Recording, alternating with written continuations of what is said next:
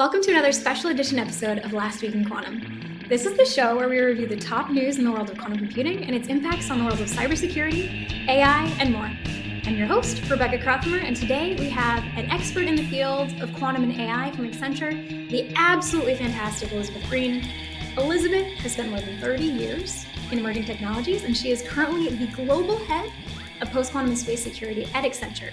A true visionary and leader in the space. Elizabeth, it is absolutely fantastic to have you with us. Hi, Rebecca. Thank you for having me. Well, absolute pleasure. And as we are last week in quantum, we're going to touch on one news story today. And that story is ETF expert says quantum will replace AI as the next investing buzzword. So this is the ETF expert who is responsible for Defiance Quantum ETF. And if you look at the top performing ETFs in terms of last 5-year returns, this quantum ETF is in the top 30, and it's returned almost 30% in the last 5 years, which is pretty awesome because I think a lot of people think that that quantum is early, right? But we're actually seeing very good returns in that space. So wanted to ask you, as a leader in this space, will quantum replace AI, or are we going to see a really strong interplay between the two? Yeah. So first of all, neither of these technologies are new, even though they are, quantum has been around as a prototype since the 1980s. And so what we're seeing now is that instead of becoming emerging, they're more than just buzzwords, I guess is what I would say. So the AI portion of that hit big this year when basically everyone in the world got to play around with GPT chat, and it just brought it to mind. It made it real for everyone. And I think that's why you see AI in the headlines everywhere in the mainstream news.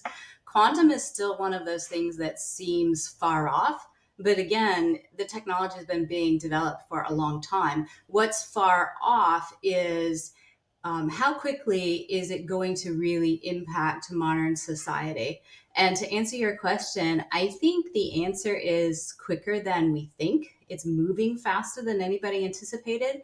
And I don't think that it's quantum or AI as a buzzword. I think it's quantum AI or QAI that we need to be watching out for. And I think it's this decade that we're going to see major changes to society. And so if you're talking about where to put your money, I would say if you have money that you want to hold on to and do something with at the end of the decade, it might be very good advice. Yeah, I 100% agree.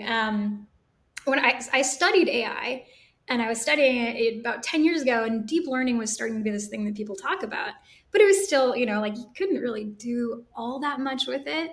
And now we've kind of, with ChatGPT and AI coming into the mainstream, we've really kind of found the killer app. And I think that's really what a lot of people predict. We'll find that quantum advantage in the next couple of years.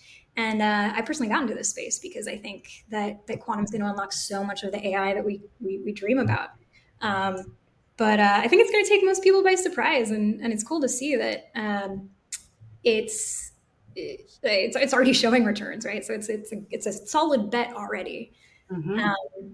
And for you, what are you seeing? You have this vantage point kind of above. You get to interact with so many of the top organizations in the world, and you get to help direct how they think about adopting some of these technologies. Yeah, I'm seeing every business wanting to do something in AI, and probably over the last 2 years, it's been, what are we doing in AI? And then I'm seeing the governments around the world have already made a switch. And then they're still talking about AI, but they're talking about quantum, and they're talking about how to keep quantum secure, how much the countries are investing in quantum. So it's already made the transformation to being the buzzword in the government space.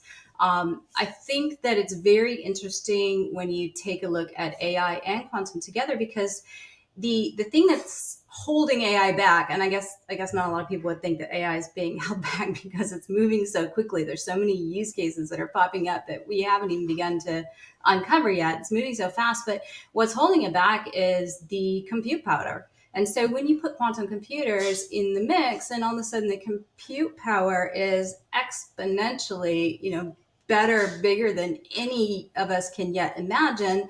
And you put the transition of AI technologies, layered into that, and you take into consideration, what quantum does. It's no longer an if or and or a one and zero. It's a one and zero in every possibility in between. And so when we start to think about what use cases that's going to impact, I think, the obvious ones are we going to find cures for cancer? Are we going to come up with new drugs? Are we going to be able to better predict the weather? Are we going to, all of these things that need massive amounts of compute power.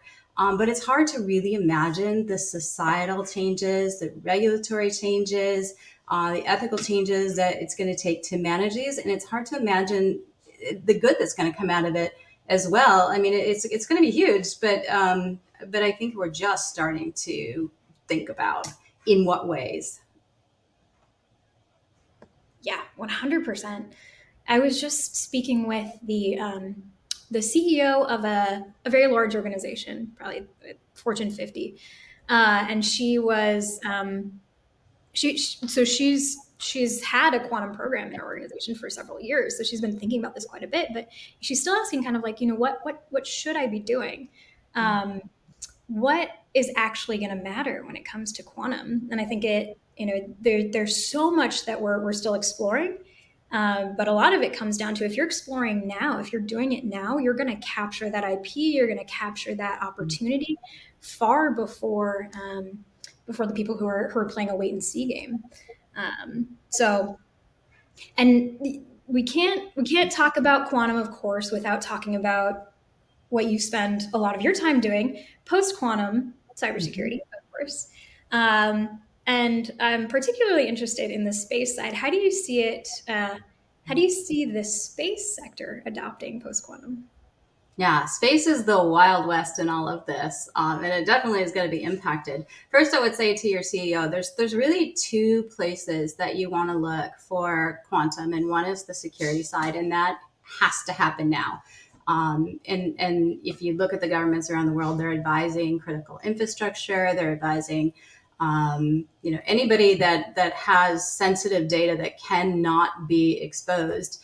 You need to figure out, first of all, where that data lies, how it's encrypted, where the encryption lies. And that is a process that's going to take several years for large organizations to do. And so it's a little bit of an unknown when this encryption is going to be not viable anymore, the current encryption we have, because of quantum computers. But it is definitely known that it's not too early to start. If you have data that needs to be protected, you have to start with a strategy. You have to start discovering what your current encryption is, and you have to pick a path very, very quickly in order to have time to get through the process. The second thing I would tell your CEO is that quantum computing is not just for big countries. There's a great deal of work being done in the accessibility of it. So we're already seeing cloud hosting centers for quantum computers. We're seeing a lot of advancement in terms of not needing to have these huge cooling systems that make it colder than space in order to do quantum computing. And so as those things evolve and the availability of quantum computers gets better, it makes every company and every person actually have a better chance of access to some of the use cases that might be important to their business. So that's the two paths: the security and the innovation that they need to look at.